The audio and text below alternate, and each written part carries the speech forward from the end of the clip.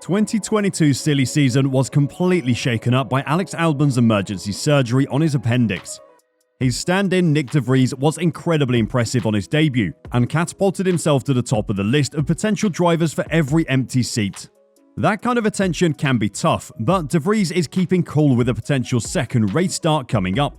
Today, we'll fill you in on what de Vries is saying about his future and when we should next expect him on track. It might be sooner than you think.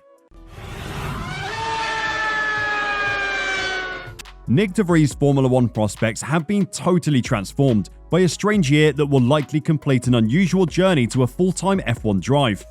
As of today, de Vries will have driven 4 different F1 cars in the space of about 4 months.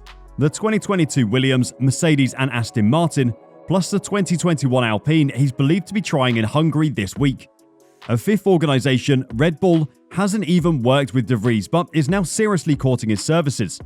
This year, de Vries has become a 27-year-old F1 debutant, the oldest since Brendan Hartley at 28 in 2017, and the championship's newest point scorer. He will almost certainly land a race seat at either Williams, Alpine or AlphaTauri next year. It is a remarkable shift for a driver who became the world champion in Formula E and was set to take on dual FE and World Endurance Championship program for 2023 with Maserati and Toyota, but can instead target the shot at F1 that never looked likely until recently.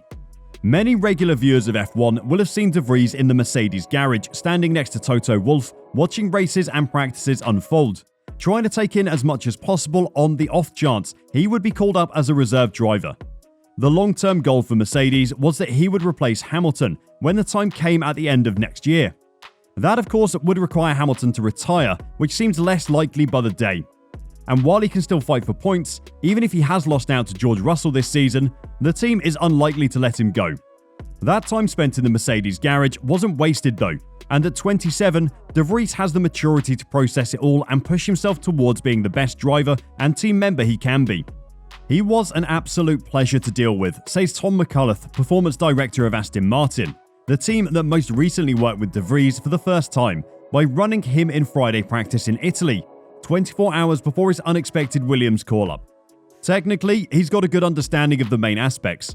He's obviously driven a few Formula 1 cars even prior to this year, so he was able to quickly have pretty similar feedback to Lance in FP1 and Sebastian when he picked up the car in FP2. It was a very easy transition from us, both in the simulator and also on track. He was very professional and was very sensible. Worked his way up with a reasonably difficult car balance that we had for both drivers in FP1. Overall, a really good job. This feedback isn't just limited to Aston Martin though.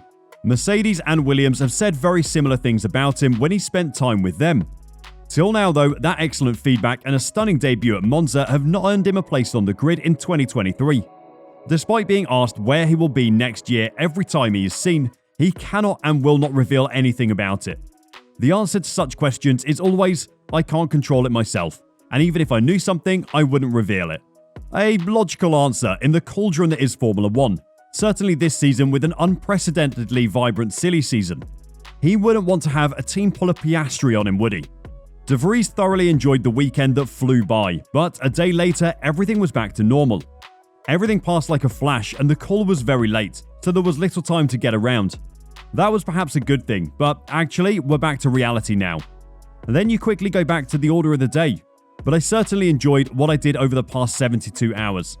You live completely on a cloud and you're reminiscing about what happened. But at some point you have to move on, and that point was reached fairly quickly.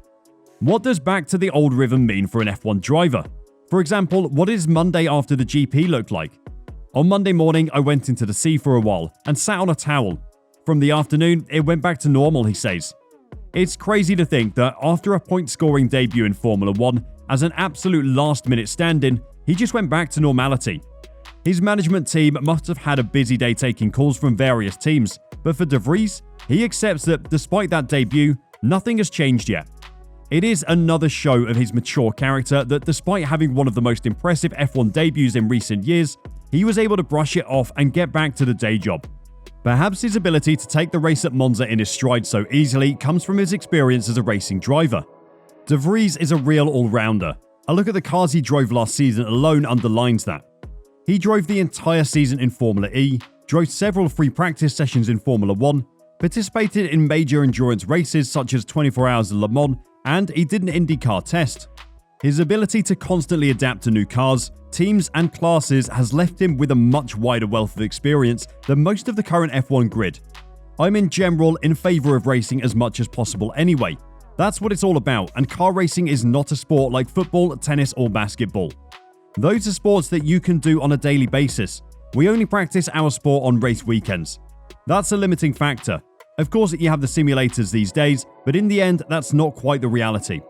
Currently, De Vries' 2023 season will be filled with Formula E and World Endurance Championship races, and maybe occasional appearances in the Mercedes garage as well. For now, Nyck isn't letting anything on about a potential drive in Formula 1 next year, but has made it clear that if the opportunity did come, he would drop everything to be able to take it. I'm very happy with what I'm doing, and eventually time will tell what it is. I've made no secret of the fact that everyone ultimately has the same Formula 1 goal. But as you said yourself, it's not up to me to decide whether or not I deserve a seat. Time will tell. While he might not have a drive secured for next year yet, there is a very good chance we could see him much sooner than that anyway. Apparently, the Williams Formula 1 team has provisionally decided to give Nyck de Vries a second F1 drive in Singapore. In the period since Alex Albon posted his Twitter update revealing he was taking his first steps after his appendectomy, the team, Albon and De Vries have been silent over whether the British Thai driver will be fit enough to drive in Singapore this weekend. Alex has undergone an intense period of physical preparation, and the recovery from the surgery is fine, a source close to Albon said. It is the respiratory failure that is the big challenge, given the severe climate and track conditions. The race at Singapore is notorious for how much it pushes the limit of the driver's ability. For Albon to come back and race there first will be a huge challenge for him. The physicality the drivers face this year at the Asian circuit will be tougher than ever due to the new F1 car design regulations. The new cars now use aerodynamics under the floor to create downforce, which has seen some teams run their cars lower than before to the track surface. A particularly big issue with this has been the bouncing and porpoising of cars, as well as bottoming out on the track. It adds an extra stress on the drivers' bodies, which the recovering Albon may not be able to cope with. Lewis Hamilton struggled to get out of his car following the Baku race, and despite the FIA issuing a technical directive to reduce the vertical oscillations faced by the drivers since Azerbaijan, the modified cars have not really faced a proper test of how much better the ride is. It could be that even though they've been modified, they react in a similar fashion to the way they did in Baku. If this were the case, it wouldn't just be Albon having health issues at the race, but he would definitely be of the biggest concern. Following the checkered flag last time out in Italy, De Vries reported over team radio, "My shoulders are dead. I'm struggling to even... Can someone help me, or am I alone in Parc Ferme?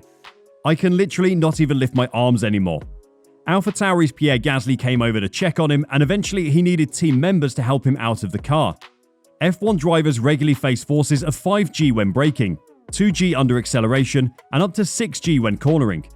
They also lose up to 3 kilograms in weight during some races, and by comparison, Monza with its long straights is benign when compared to the upcoming street circuit in Singapore. De Vries will have to be using his time well before then, training as hard as possible to ensure he can put up with what the Marina Bay circuit is going to throw at him. With Albon having to recover from his surgery complications, he may well not be fit for the race, giving Nyck one last chance to impress and earn himself a seat for 2023. Do you think Albon will be able to race in Singapore? And if he isn't, will Nyck score points again? Let us know your predictions in the comments below, and until next time, drive safe and bye for now.